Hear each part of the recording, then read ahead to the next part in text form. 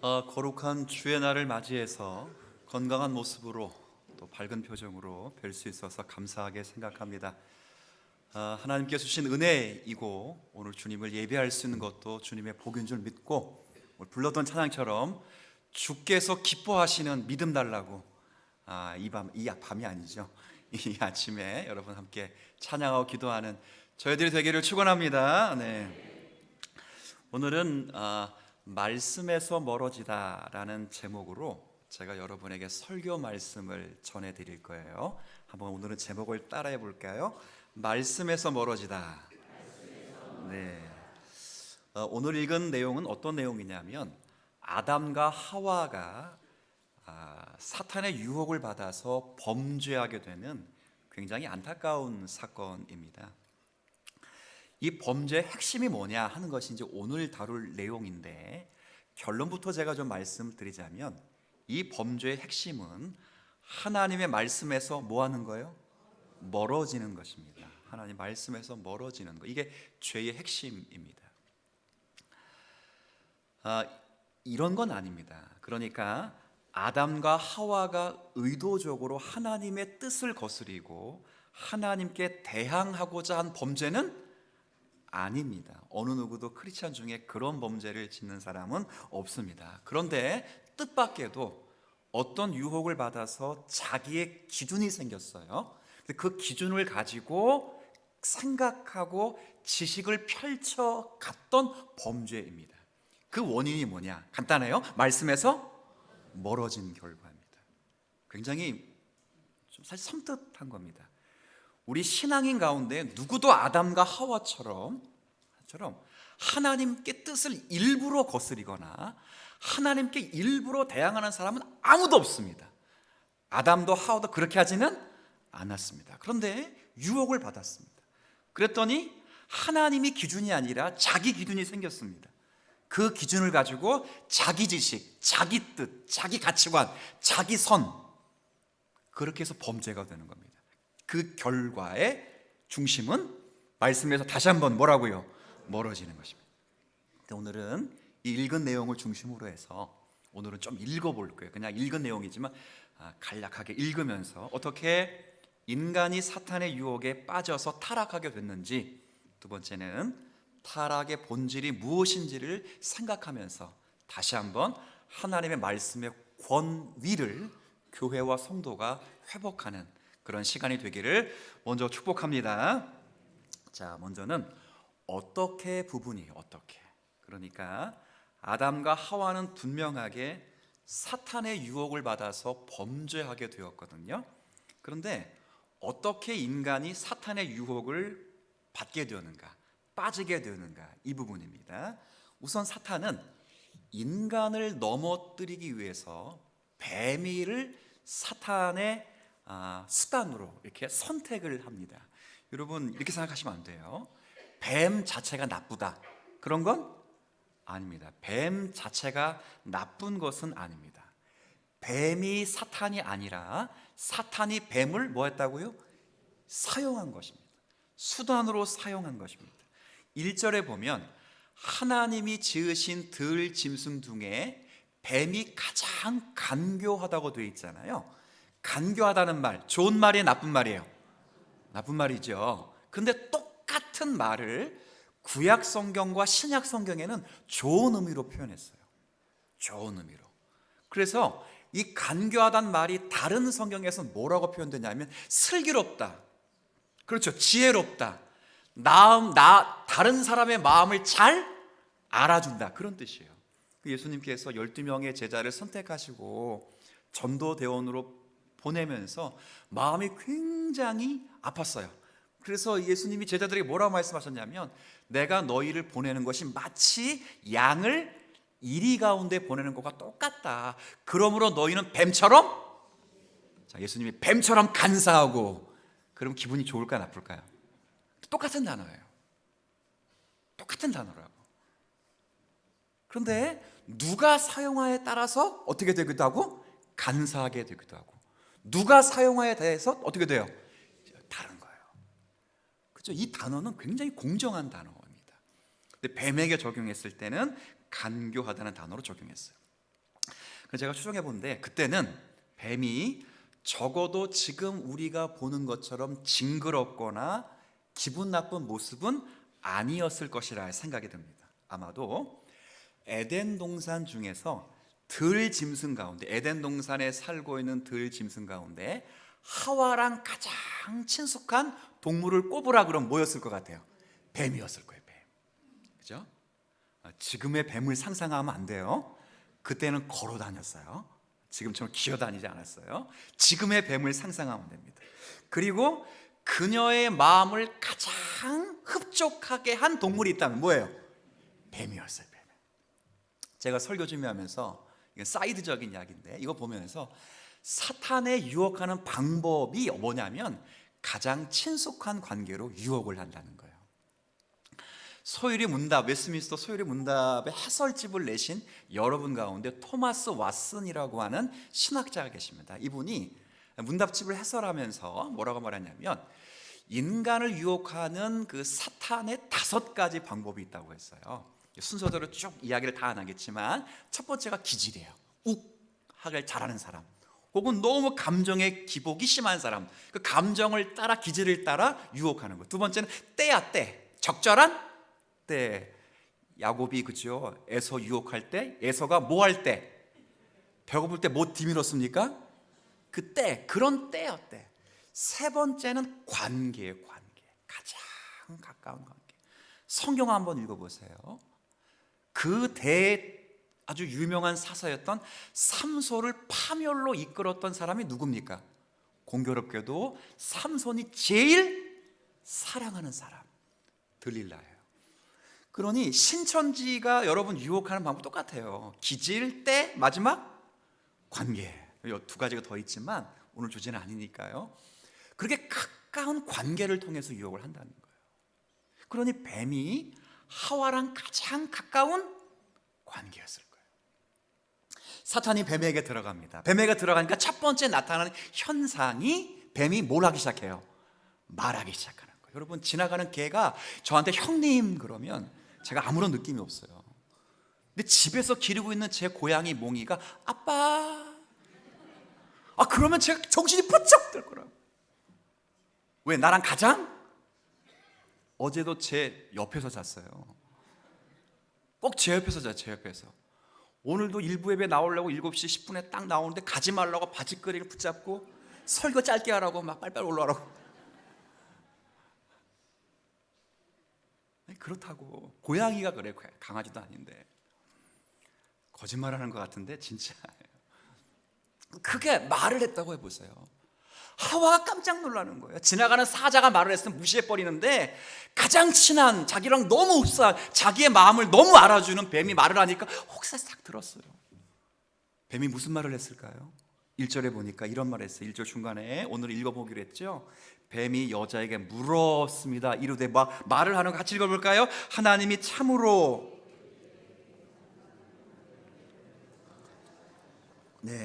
진짜 모든 나무의 열매를 먹지 말라고 하더냐? 야, 참 나쁜 질문이에요.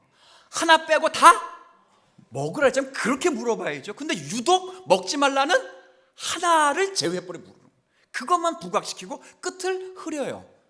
이게 이단의 특징이 나중에 끝을 흐리는 거예요. 원래 끝이 다르기 때문에 끝부터 얘기해 주면 안 돼요. 그러니까 끝을 흐리는 게 이단의 방식이에요. 흐렸다고. 근데 지속적으로 들어. 너무 친숙하고 예뻐하는 동물이거든요. 듣습니다. 들었더니 2절에 드디어 하와의 마음이 조금씩 변질됩니다. 2절, 여자가 뱀에게 말하되 동산 나무 열매를 우리가 먹을 수 있으나 동산 중앙에 있는 나무의 열매는 하나님의 말씀에 같이 쓴다. 시작. 너희가 죽을까 하노라 하셨느니라. 아멘. 자, 뭐가 틀렸어요? 자, 그렇죠. 자, 2장 17절 한번 보세요. 답이 나왔네요. 2장 17절 하나님의 원복음으로 한번 들어볼게요. 제가 읽겠습니다. 2장 17절 하나님 말씀하신 거예요. 선악을 알게 하는 나무의 열매는 먹지 말라. 네가 먹는 날에는 반드시 죽으리라. 반드시 죽으리라는 원문은 죽고 또 죽으리라예요. 이런 것들을 토마스 왓슨이 쓸 때는 맹세라 써요. 예수님께서 요한복음 읽어보면 맹세하죠. 내가 진짜로 두 번 진실로 진실로 너희에게 이르노니. 이걸 강조어법이고 유대법은 맹세의 표현이거든요. 하나님 두 번 쓴 거예요. 죽는다라 가지고 죽고 또 이 말은 하나님 맹세하죠. 반드시 뭐 하시겠다? 죽여버리겠다는 거예요. 자, 그런데 3장 3절 넘어오니까 바뀌었어요. 제가 읽어볼까요? 너희는 먹지도 말고 만지지도 말라 너희가 죽을까 하노라 하셨느니라. 뭐가 틀려서? 두 개가 틀려서 두 개.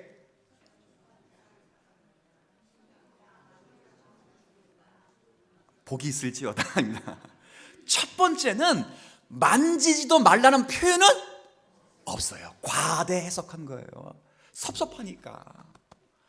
사람들이 말이 전해지면 점점 포장이 됩니까? 축소됩니까? 포장되기도 하고 축소되기도 하잖아요. 근데 점점 확대해지는 거예요. 왜? 거기다 뭘 해석하기 때문에? 자기의 섭섭함이나 자기의 감정을 해석하기 때문에 말이 길어지는 거예요. 하나님은 만지지도 않은 말을 말씀하시지 안 했어요. 뭐만 했어요? 먹지? 먹는 애는 반드시 죽고 또, 근데 뭐라 그러죠? 죽을 수도 있다. 하나님 몇 번 죽는다 그랬다고요? 맹세 반드시 죽이겠다 너. 근데 하와는 죽을 수도 있다. 그렇죠.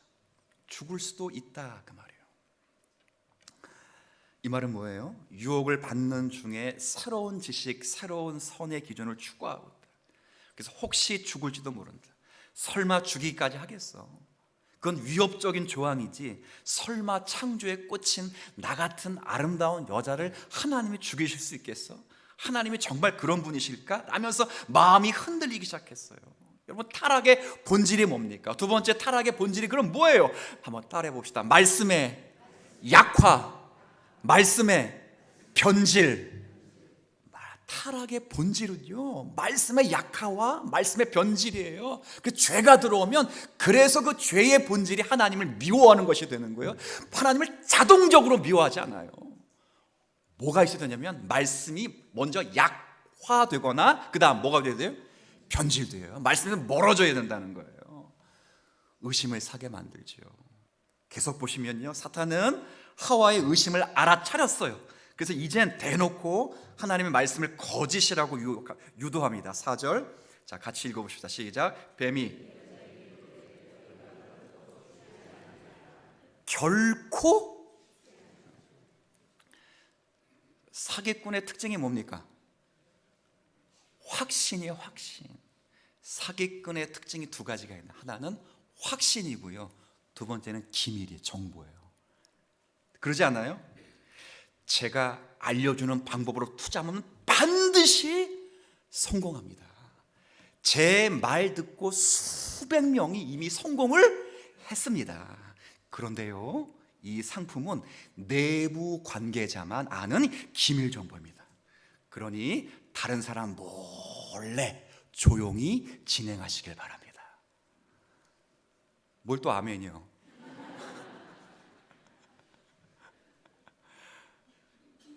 그 사탄은 확신에 찬 말을 해서 사람들로 하여금 그 진짜인가 보다라는 심리적 작용을 하게 만들어요. 그리고 자기만 알고 있는 특별한 정보라고 하는 기밀을 주어서 신비롭게 그 말이 맞는 것처럼 헛된 기대를 하게 한단 말이에요. 지금 이 뱀, 사탄에게 나타난 첫 번째 현상이 확신이에요. 죽지 않는다가 아니라 결코, 하나님은 2장 10절에 뭐라 했어요? 반드시, 옛날 성경에는 정령, 여기에는 결코. 뭐가 더 세? 결코가 더 세지 않아요? 더 확신이에요, 확신. 그리고요, 5절에 보면 아주 기가 막힌 유혹을 합니다. 사실은 비밀인데 하죠. 5절, 이것도 한번 읽어봅시다. 오늘은 읽기로 했으니까 읽어봅시다. 시작. 너희가 그것을 먹는 날에는 너희 눈이 밝아져 하나님과 같이 되어 선악을 알죠. 네, 사실은 그거 먹으면 죽어서 하나님이 먹지 말라는 게 아니고 실상은 나만 하는 거다. 나 알고 있어. 이거 먹으면 너의 눈이 어떻게 된다고요? 밝아져서 선악을 알게 되기 때문에 하나님이 그게 마음에 안 들어서 못 먹게 한 것이다. 자, 잘 들어보세요. 하와의 안에서 마음에서 뭘 뺏어가고 있습니까? 오늘 주제인 하나님의 말씀. 먹는 날에는 반드시 죽이라. 지난주 경작하며 지키리라 라는 말씀 전해드렸지요. 아담과 하와가 왜 에덴 동산에서 추방됐냐면 에덴 동산을 경작하고 지키지 못해서 추방된 게 아니라 자기의 뭘요? 마음을 지키지 못해서 추방되었다고 말씀을 드렸어요. 무릇 지킬 만한 것 가운데 뭘 지키라고요? 마음을 지켜라. 이는 생명의 근원이 거기서 나오는 거거든요. 땅을 못 지켰다고 해서 아담과 하와가 추방된 게 아니라 하나님의 말씀 언약으로 주신 먹는 날에는 정령 죽으리라, 뒤집으면 안 먹으면 정령 살리라고 하는 그 행위 언약, 자유의지를 처음으로 가지고 있었던 아담과 하와에게 주신 하나님의 언약, 그 약속의 말씀을 갖고 왜 먹지 말라고 하셨는가 하시는 하나님의 의도를 깨닫지 못하는, 그 마음을 지키지 못해서 추방되었다고요. 책임을 잃어버리게 했습니다. 이렇게 되자 하나님의 말씀이 하와의 마음에서 떠나게 되니까, 유혹자의 말이 그 마음을 장악하고 나니까 그 눈은 진짜 선악을 알게 되었어요. 정말 정욕적으로 보였습니다. 한번 6절 한번 볼까요? 제가 읽겠습니다. 여자가 그 나무를 본즉 봤습니다. 시작. 자, 뭐라고? 처음에 시작. 육신의 정욕, 그 다음 안목의 정욕, 그 다음 이생의 자랑이에요. 사도 요한이 인간을 타락시키는 범죄의 요소 가운데 반드시 세 요소가 표현되는데, 하나는 뭐예요? 육신의 정욕, 안목의 정욕, 이생의 자랑이라는 거예요. 인간이 타락하려면, 악을 하려면 먹기에 좋던지 보기에 좋던지 가지고 싶던지 이 세 가지 요소 가운데 하나가 있어야 악을 행하게 돼 있어요. 이 아담을 시험한 것이고, 예수님도 이 시험을 받았지만 예수님은 말씀과 가까우셨기 때문에 말씀으로 이겼다고요. 물론 파멸의 결과는 우리 다음에 설교 때 한번 살필 거예요. 결국 열매를 따먹고 자기와 함께한 아담에게도 주었어요. 둘 다 하나님 앞에 범죄하게 되어 파멸로 이르게 되었습니다. 부부는 바로 죽지 않았지만 부부는 눈을 들어 본즉 선악을 자기의 기준대로 구별했기 때문에 그 전까지는 전혀 부끄럽지 않았지만 이제 부끄러워서 몸을 숨겨야 됐고, 두 번째는 살 중에 살이요 뼈 중에 뼈조라고 말했던 그 배우자에 대해서 책임을 전가하며 의로운 관계를 형성하지 못했다고요. 에덴 동산에 추방되면서 영혼의 영적인 죽음을 맞게 되었고, 시간 속에서 소멸되는 육체의 소멸을 맞게 되는 그런 안타까운 죽음의 자리에 이제 이르게 되었어요. 이건 앞으로 살펴볼 거예요. 오늘 본문은 여기까지예요. 여러분, 이 이야기를 듣고 이 선악과 이야기는 아주 먼 옛날에 일어났던 단순한 이야기가 결코 아니에요. 우리가 이 본문을 보면서 우린 깊게 생각을 해야 돼요. 아주 간단하게 먼저 생각해야 될 것은 잘 가르쳐야만 했어요. 뭐 해야 됐다고요? 가르쳐야 됐어요. 누가 누구에게 가르쳐야 될까요? 아담이, 하나님의 말씀을 직접 들은 아담이 하와에게 정확하고도 신속하게 말씀을 가르쳐야 됐어요. 그런데 하와가 유혹받는 방식을 잘 보니까 아담이 제대로 가르치지 않았어요. 가르치지 않은 이유를 보면 아마도 아담도 하나님의 말씀을 정확하게 이해하지 못했거나 아니면 그 말씀에 절대적인 신뢰를 두지 않았어요. 어떻게 할 수 있는가? 보세요. 자, 6절 한번 보세요. 6절에 보면 여자가 그 나무를 본즉 먹음직도 하고 보암직도 하고 지롭게 할 만큼 탐스럽기도 한 나무인지라 여자가 그 열매를 따먹고 자기와 함께 있는 남편에게 주매 그도 뭐 했다고요? 자, 질문할게요. 왜 아담은 하와가 주는 걸 먹었을까요? 자, 살 중에 살이요 뼈 중에 뼈여서, 부부는 일심동체니까 뭐 한 몸이라서. 잘 들어보세요. 2장 17절에 먹는 날에는 죽고 또 죽으리라. 맞죠? 하와가 먼저 따먹었어요. 자, 묻습니다. 죽었습니까? 안 죽었습니까? 그러니 먹은 거예요. 여러분, 아내분들이요, 남편을 믿지 마십시오. 당신 없으면 어떻게 살까? 잘 살더라고요. 아담이 왜 먹었습니까? 하와가 따먹었는데 안 죽은 거예요. 하와가 우와! 진짜 맛있다. 진짜 선과 악을 내가 봤다. 가슴이 찌릿찌릿거리고 진짜 이것이 참된 것 같다. 막 자랑을 했거든요. 아담이 보고 죽지 않고 정말 선한 것이 나온 것처럼 보이고 하와의 눈빛이 밝아지고 하니까. 왜? 눈이 진짜 밝아졌고 성경은 밝아졌다고 해서 밝아졌거든요. 눈빛이 초롱초롱했어요. 본즉 밝아지고. 그러니 아담이 뭐 했다고요? 먹어버렸어요. 가장 큰 문제는 성경은 그래서 하와가 타락하여 범죄했다는 말을 안 해요.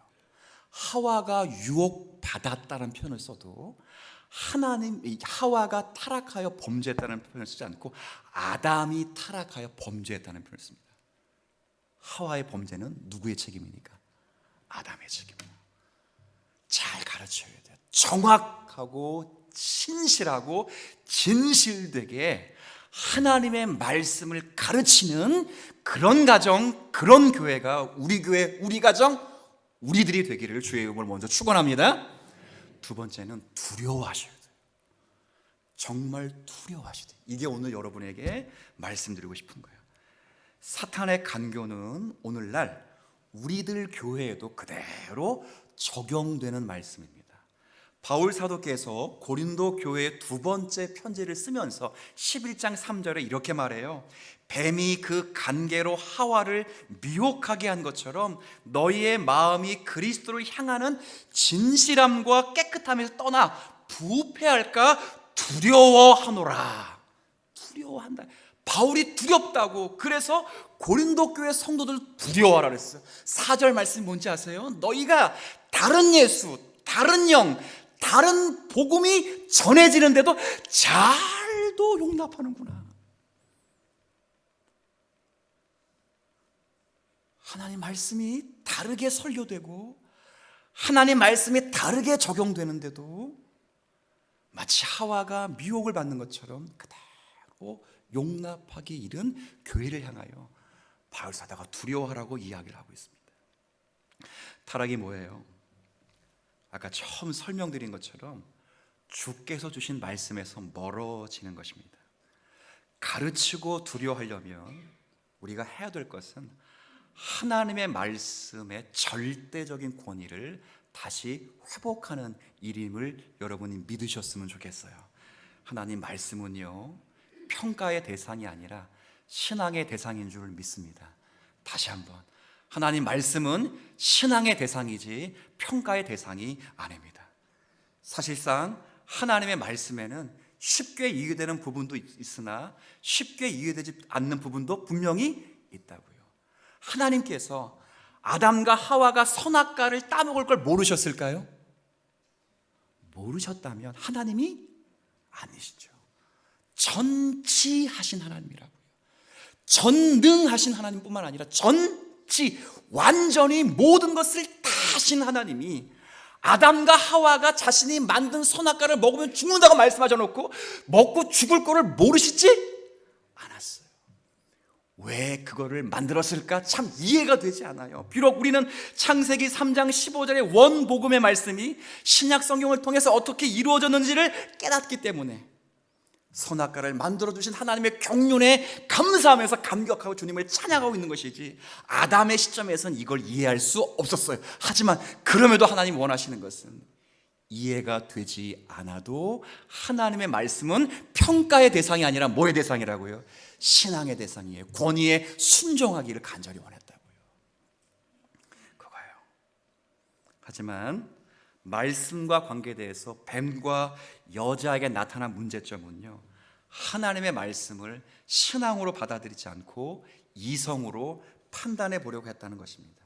뱀은 하나님의 말씀을 평가하는 일에 시도했고요, 실제로 여자는 뱀의 생각을 따라서 하나님의 말씀을 평가하는 일에 말려들었습니다. 여러분, 하나님의 말씀은요, 모든 것의 기준이며 척도가 됩니다. 정치를 논하든 과학을 논하든 문화를 논하든 이 모든 것의 척도는 하나님의 말씀이 되셔야 되는 거예요. 자기의 생각 때문에 성경을 인용하는 그런 것으로 성경을 평가해서는 안 되고요. 그러면 동성애주의자들도 성경을 들어 동성애를 옹호한다고요. 동성애를 주장하는 목사들이 말하는 논리가 뭐예요? 하나님은 사랑이시라고요. 하나님은 용서하시는 분이시라고요. 그래서 성경을 보니 다윗과 요나단도 마치 두 남자가 서로 뭐 했다고요? 성경을 보면 사랑했다고요, 둘이. 그렇게 해서 성경을 접근하는 것이 아니라 성경의 자체의 권위를 두고 성경을 통해서 이 모든 것을 평가하는 거예요. 제가 물어보겠습니다. 하와가 처음부터 뱀이 사탄이라는 걸 알았을까요? 알았을까요?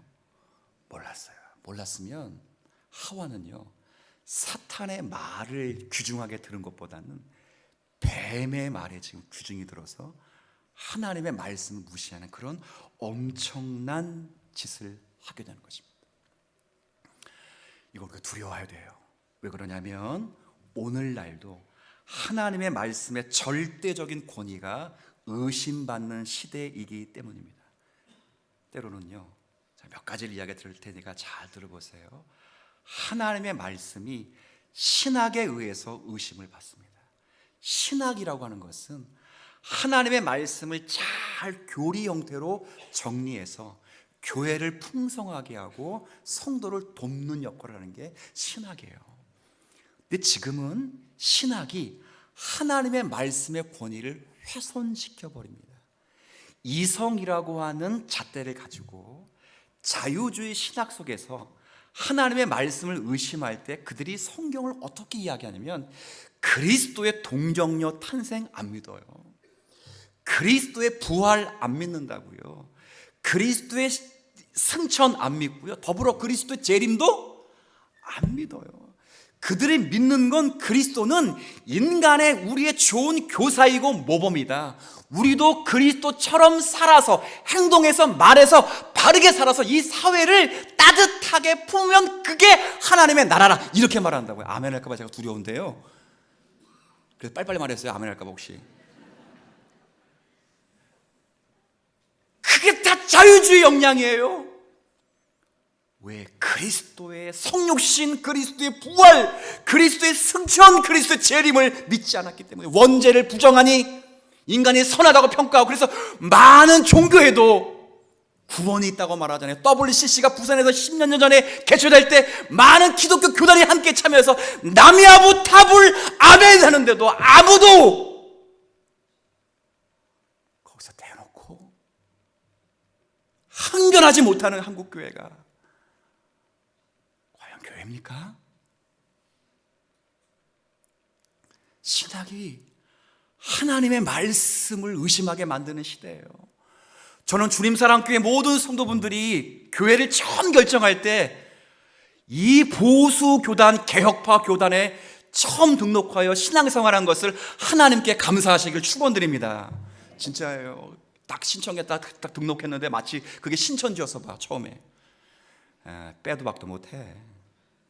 WCC 지지하는 그런 교단이었다 봐요. 자유주의 신학을 견제하는 그런 교회였다 봐요. 그렇게 물들다가 그렇게 살다가 다 어디 갈 거라고? 지옥 가는 거죠. 우리 주님사랑교회 이 일 잘 감당하기를 축원드립니다. 그리고요, 제가 보니까 더 심각한 건 교회가 하나님의 말씀을 의심하는 일이 생겨납니다. 아주 무섭습니다. 제가 수년 전에 종교개혁 기념주의를 맡게 된 10월 달이 마침 그 주가 5주째가 있어서 아마 2022년도일 텐데 종교개혁의 중요한 5가지 5 솔라, 오직 성경, 오직 그리스도, 오직은 이렇게 했어요. 첫 번째 주일 설교가 첫째가 오직 성경이었어요. 성경은 하나님의 유일한 법칙이며 구원의 유일한 법칙이고 교회와 성도의 생활의 표준이 되는 가장 기본적이고 완전한 하나님의 말씀이라는 설교를 쭉 했다고요. 이게 첫 번째예요. 오직 성경이라는 개혁주의 그리고 개혁파 그리고 종교개혁자들은 이 정신의 근거에서 성경을 사제들의 전유물이 아니라 성도들에게 환원해 주기로 다짐을 했어요. 그래서 그 루터, 칼빈, 존 낙스 이런 분이 뭘 했냐면 라틴어 성경을 전부 모국어로 번역해서 자기 민족들에게 성도들이 한 개개인이 쉽게 읽을 수 있도록 도와줬어요. 루터는 그래서 모국어 독일어로 성경을 번역해서 주었기 때문에 지금도 독일인의 아버지한 루터예요. 칼빈은 프랑스의 프랑스 언어로 신약 성경을 번역하여 성도들 르네상스 인쇄술의 도움을 받아서 보급해 주었기 때문에 지금도 프랑스에 가면 프랑스의 아버지 그러면 칼빈이라고, 존 락슨 스코틀랜드 이런 식으로. 근데 그때라도 잘 기억하세요. 성경을 개인에게 돌려주었다 하더라도 성경의 해석은 개인이 하도록 만들지 않았어요. 퀴트의 가장 위험한 위험이 여예요. 성경 읽고 너 어떻게 느꼈어? 나 어떻게 느꼈어? 그게 진리가 되어버렸다고요. 하나님의 말씀은 성경을 신자들에게 돌려주긴 했으나 우리 종교개혁자들은 성경을 해석하는 것은 공교회의 신앙 고백, 우리가 지금 표준으로 고백하는 신앙 고백서의 고백과 신앙의 교리를 가지고 성경을 해석해 왔다고요. 근데 지금은 개교회 중심이에요. 개인 중심이라고. 그래서 한 목사가 언어가 뛰어나고 뭐 개인적으로 특출하면 그 교회는 어느 교회를 보니까 신앙 고백도 안 해. 자기가 만든 신앙 고백이라고 하긴 하는데 희한한 거예요. 그래서 제가 억울해서 한번 말하는데 이제 오늘은 교회 명하고 목사 이름까지 이야기할 거예요. 그 목사가 우리 건강한 보수교도 하도 까니까 옆에 가면 서창지구가 있습니다. 이주구에. 거기면 사랑침례교가 있습니다. 맞나? 사랑침례교회? 혹시 정동수 목사, 정동수 목사 아세요? 네, 모르니까 참 은혜스럽긴 한데 여러분, 정동수 목사라는 사람이 문제가 심각합니다. 맞는 말도 굉장히 많이 하는데 정치 때문에 떴는데요. 이분 교회 성도가 500명이 조금 넘어. 500명 출석 성도가.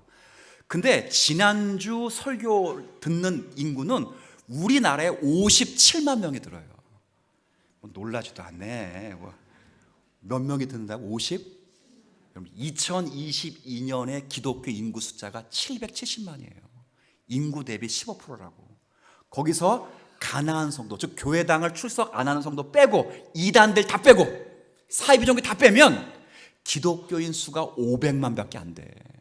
그 500만 밖에 안 되는 그 숫자 가운데 57만 명이 지난주 설교 그 정동수 목사의 설교를 시청했다면 10명 중에 하나 둘 셋 넷 한 명 듣고 그런 식이라고. 근데 이분의 문제가 많아요. 이분은 우리가 가지고 있는 이런 성경은 사탄의 유혹에 빠진 성경이라고 말해요. 그들은 뭐만 강조하냐면 킹 제임스 버전, 좋은 번역 가운데 하나이지만 킹 제임스 버전만 진짜 성경이고 나머지는 다 사탄의 미혹을 받아 변질된 성경이라는 거예요. 원죄를 부정하는 말을 하기도 하고요. 우리 칼빈 같은 장로교 같은 교단을 가리켜 사기꾼 같은 교단이라고 이렇게 말하기도 서슴지 않습니다. 그런데 그런 교회의 말씀이 좋다고, 그 사람이 정말 정치적으로 옳은 이야기를 했다고, 때로는 꼬집는 인간의 비리, 목사의 비리에 대해 잘 말한다고 들어버리면 교회가 하나님의 말씀을 훼손하는 경우예요.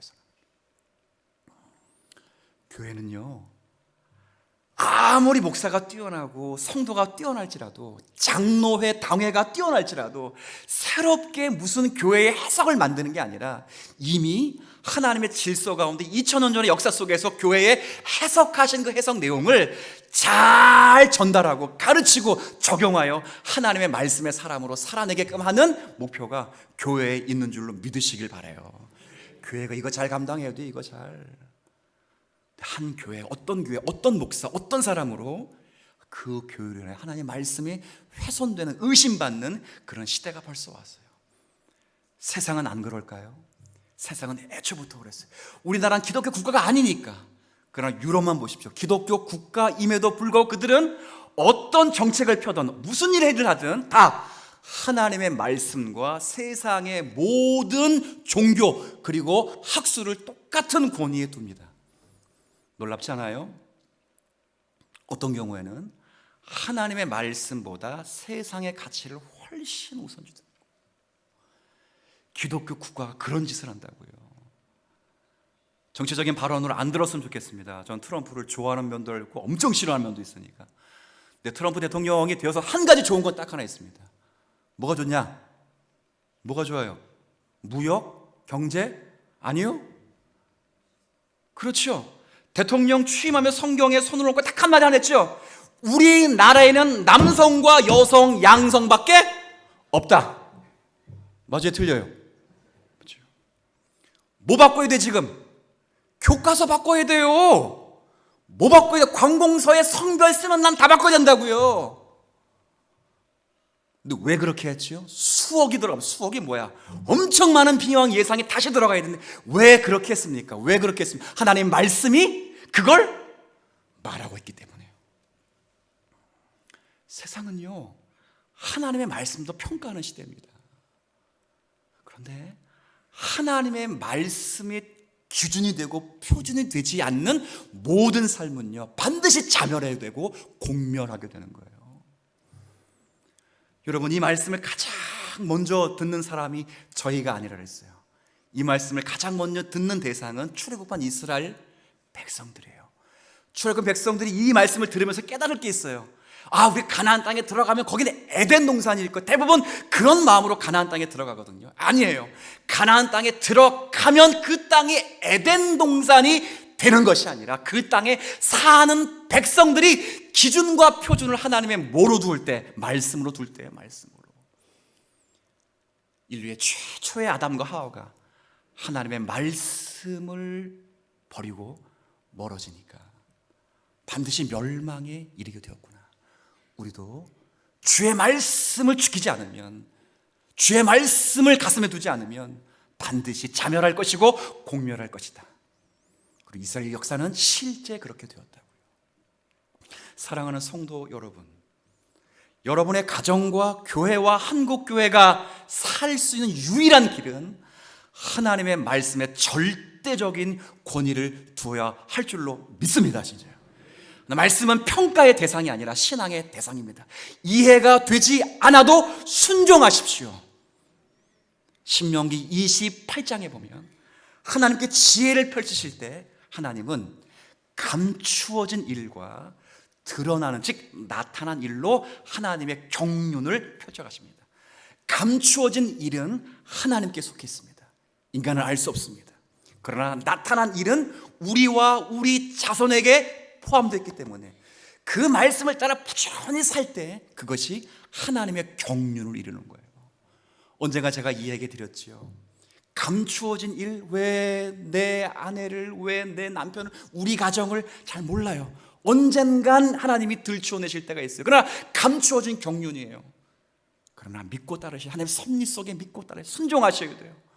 제가 재봉틀 비유 한번 들어드렸던 기억나요? 들어드렸나요? 재봉틀을 딱 보면 페달이 있어요. 페달. 그리고 큰 다이얼이 있죠. 맞나? 그걸 다이얼이라는 건 맞아요? 제 생각에 다이얼이요. 그 다음 뭐가 있어요 또? 그죠? 노루발이 있고, 그죠? 바늘이 있어요. 근데 잘 보면 페달은 계속 뭐만 해요? 밟히기만 하는 거예요. 다이얼은 계속 돌아가기만 해. 노루발은 계속 다다다다다 바느질하고 그거 말하고 있어요. 물어봅시다. 페달이 어떻게 옷이 만들어진지 알아요, 몰라요? 다이얼을 알아요, 몰라요? 모른다고. 근데 이걸 운영하는 운영자는 알아요, 몰라요? 다 알아요. 마찬가지예요. 우리는 하나님의 경륜을 다 몰라요. 우리는 지혜가 부족하고 능력이 없고 앞을 내다볼 수 있는 힘이 없기 때문에 하나님의 우리의 인생을 어떻게 격려하실지 몰라. 감추어진 게 더 많아. 그런데 재봉틀처럼 반드시 일은 돼. 그러니 때로는 페달질을 할 때가 되면 열심히 페달질 하시고요. 몰라도 다이얼을 돌릴 때가 되면 열심히 돌리세요. 박으라 그러면 열심히 박으시라고요. 우리보다 먼저 앞서가신 하나님이 우리가 알지 못하는 모든 일들을 아름답게 합력하여 선을 이루어내실 줄로 믿어요. 우리가 할 일은 나타난 일이에요. 보여진 일이라고.